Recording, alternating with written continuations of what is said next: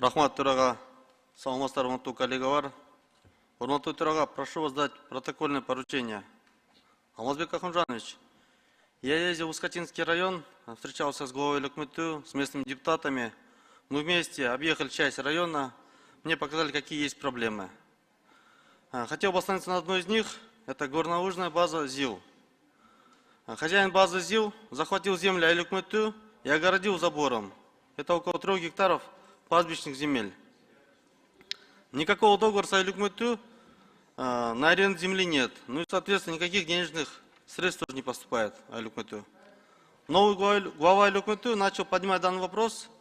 Узнал, что 2017 года аренда вообще не оплачивалась, и написал заявление в район ГКНБ. ГКНБ возбудил уголовное дело, создали комиссию. На данный момент дело почему-то встало. После нашего отъезда оттуда, как мы уехали, начали поступать звонки от помощника, от губернатора, сотрудника. Мол, зачем вы туда ездили? Мы же говорим, не надо ездить. Начали угрожать. Өлөкмөтү мы уберем. Алмазбек Ахунжанович, я не могу понять, это сам губернатор заинтересован или его помощники прикрываются его именем и пытаются оградить от уплаты налогов руководство ЗИЛа.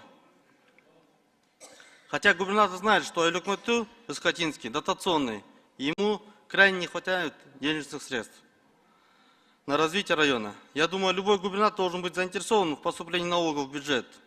По подсчетам Өлөкмөтү, горнолыжная база ЗИЛ должна Өлөкмөтү за аренду земли под канатной дорогой 50 гектаров.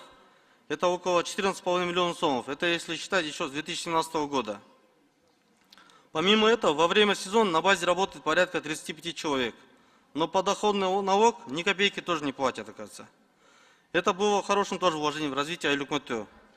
Прошу вас довести до соответствующих органов, а именно Государственная налоговая служба, ГКНБ, проверить деятельность горнолыжной базы ЗИЛ и решить проблему поступления денежных средств в местный бюджет.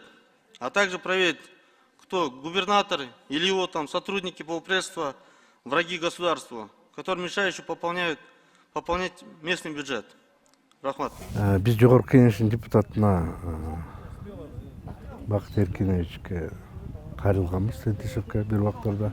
Мен кат жазгам, ошо биздин көйгөйлөр бар, келип маселени көрүп кетпейсизби деп. Анан бүгүн как раз ушул келип калыптыр. Ошого азыр тиги айылдарды көрсөттүк, азыр бияка келдик. Биякта болсо уже баягы тоо лыжа базасы ЗИЛ деген.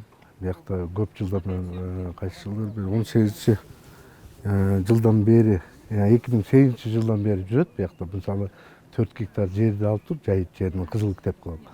Андан тышкары мына жер биз турган жер, бул жайыттын жери. Полдун баарын тозуп алган.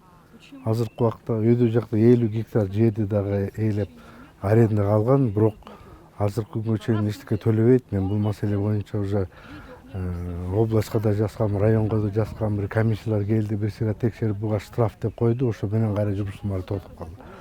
Эми азыр бүгүн уже сезон бүттү, мына көрүп атасыңар, воротасы жабык, кулп илинип турат. Болду, ошо менен бүттү. Эми бул декабрга чейин тынч болуп жүрө берет да. А биздин мисалы элдердин бияктагы көйгөйү, мисалы малдын бияк менен айдап кетейин десе, баары жабык. Тек менен айланып, өйдө жакка тоого айдап кетип атышат. Ошону талап кылып атат элдер. Ачып бербейсиңер, сөп бербейсиңер деп. Ошону маселени бүгүнкүдө көтөрүп атабыз да. Анан жайыт жерлерди карабайсыңар, баары жол болгон. Жанагы жайыттын үстүндөгү чөп-чөптүн баарын өлтүргөн биякта, ар жактан баарыны тигип алган, өзүнчө биякта алия любий кылып алган. Ошонун негизинде мен буну көп убакыттан бери, жарым жылдан бери көтөрүп айтып келатам, бирок эчтеке чечилик пока. ЗИЛ базанын өзүнүн участогунан башка, биздин территориясынан башка, могу тозулуп турбайбы? Кетип атпайбы? Ушул жактар жайыт жерлерде, мындай айтканда, лесхоздуку, но ошо жана алышыбыз керек деген ушул жерлер. Лесхозго өтүп кеткен. Канча деген жерлерибиз. Биягынын баары тең тозулган жерлер. Айылдын малдары азыр тургундар мынтип атпайбы? Проблема болот. Бияктан тозуп койгон. Малды айдап чыгарыш үчүн бүт айланып тетекке барыш керек. Же болбосо тетекке барыш керек да. Ушинтип жайылып чыгыш керек. Жайыт болгондон кийин негизи ачык туруш керек болчу да, бул жерден мал өтүш керек да. Бизде жайыттар өзү тар. Анан ушул маселе болуп атат, бул жерде могуларды ачтырыш керек. Могул жерде мына алия любви деп ачып койгон жери бар. Ар жагынан барганда көрмөк болуш керек. Жок, азыр жаңы сүйлөшкөн могу турам жаап салган эмне турабы, туура эмеспи? Жөн эле налогду төлөбөй турбайбы? О, ошол налогтордун төлөнбөй жатат да ушул. Здесь как Уездде. быть? Вот они Вот загородились. эта земля, это именно чисто джайт биздики. Жай жер. Жайыт. Канча жер бакта? Менимче где-то 2,5 Эки- гектара. 2,5 гектара.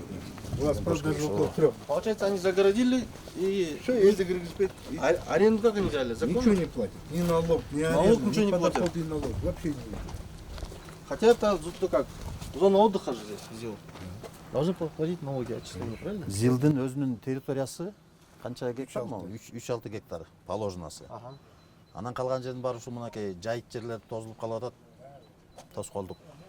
Анан кийин ушул Токой чарбага өтүп кеткен жерлер. Лесхоз вот это. Лескос. Эми лескос ушунча жылдан бери баягы эчтеке отургуза элек, озеленение кылган жок. Эми мен ойлойм антип келгенден кийин жөн эле жаткандан көрүп биз эми жайыт жылдан жылга тарылып баратат ужечи. Мал көбөйүп атат, эл эмес көбөйүп атат. Население элчи. Анан жайыттарды биз өскө алыш керек. Ушундай элдин талабы болуп атат да. Алып бергиле деп атат ушул эмеденчи, Токой чарбадан. Биз өзүбүз колдоно алгандан көрүп. Кача деген инвесторлор келет, Токой чарба менен договор түзүп туруп, айыл өкмөткө түшпөй атат да. Эч кандай каражат түшпөйт. Бизде айыл жергеси болгондон эми айылдын бюджетин каяктан көтөрөбүз? Ушундай нерселерден бизге түш керек да. 22 миллион дейишти. Дотацион 22 миллион. 22 миллионун 11 миллион защитная статья. Зарплата, зарплата. 11 миллион. 11 миллион. 11 миллион эле калат. 11 миллион 5 Тоғыз мектеп. айылга. 5 мектебim бар. Мектептер бар. Аларга кетет болду. 9 айылга 1 миллион кетет. Эми элге тоскоолдук болгон жок, ачык эле турат деп атышат. Бирок мынакей көрүп турасыздар, тозулуп турат. Малды эми Азыр толуп турабы? Полный до конца закрыт. тетяктын ар жагын бар. Ал бул сторона. Тиги сторонасы деген экен, тиягынан баштап дагы тозуп турат. Ну хотя сезон убагында ачып койсун, жок дегендечи, анан кийин кышында иштете берет да, муну тоскондо мал өтө албай атат да. Элдин талабы бул. Я сейчас отдыхаю, я сейчас Ну, на администратор. В администрации. Я сейчас Вот отдыхаю. смотрите, Нет, ну, хорошо, как- смотрите, я отправил уведомление вот позавчера или вчера, не помню, Кому? вам, руководству ЗИЛа, Ну, в том плане, что вам Не надо, откройте, так возьмем. вам надо необходимо будет открыть вот эти Какие? заборы, потому что это земли джаита, а люди должны перегонять скот вот туда так на вот, пастбище. смотрите, вот он лежит. Вот смотрите, ваши люди все прекрасно знают, им когда, в каком смысле перегонять скот? Через базу?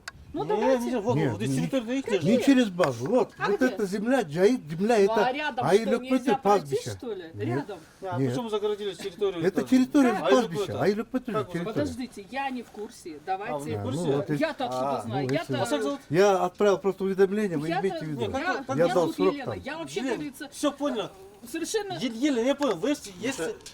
Девушка, можно вот это, пожалуйста, не снимать? Нет, Вот, Елена. э, Нет, вас я давайте не я снимаю. тоже буду снимать Снимайте, сейчас. Давайте снимайте. снимайте, пожалуйста. Никто Ну, не давайте запрещает. не будем. Снимайте. Елена, Сейчас снимать Елена, мы... можно снимать, просто вопрос такой. Если Нет, вы я отдых- просто, видите, как Если я вы сейчас отдыхающие, отдыхала, да? вы Я сейчас без отдыхающие. макияжа, я просто смотрю, машины стоят. Они Ну, вас не снимают? Да, нас снимают. Здесь. давайте я сейчас вот руководству позвоню, и Давайте. вы там уже... Оно подъедет?